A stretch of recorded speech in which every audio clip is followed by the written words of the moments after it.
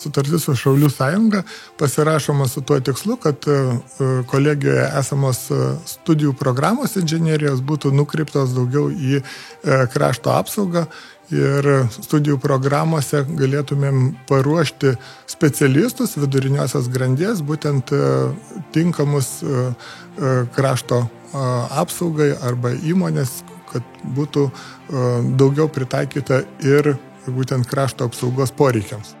Šiuo metu mes neturime tokios studijų programos aukšto mokslo, tačiau mes rengiame studijų tokią programą bepiločio transporto inžinerijos, kuri apims ir bepiločio oro transporto inžineriją. Kadangi bepiločio transporto inžinerija apima ne tik tai oro, bet ir sausumos ir vandens transportą.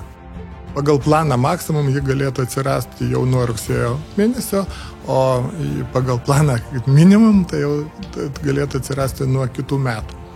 Studijų programa apims keletas sričių, tai sakykime, iš vienos pusės yra mechanika, elektronika, duomenų perdavimas, tai jau informatika, taip pat apims teisės klausimus, kaip teisėtai naudotis tais dronais ir, aišku, apims tuos aukšto mokslo pagrindų dalykus.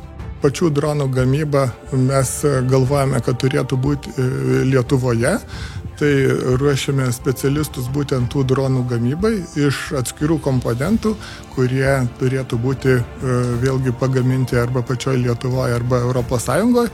Ir būtent mūsų studentai baigę studijų programas turės gebėti konstruoti ir numatyti gamybos linijas ir dalyvauti dronų gamyboje.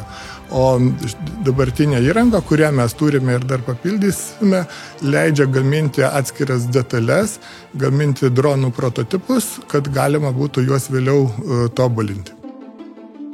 Tai mūsų pagrindinis tikslas yra, kad mes turėtume galimybę pasinaudoti hackerspace'u, tai yra ten, kur galėtumėm konstruoti dronus.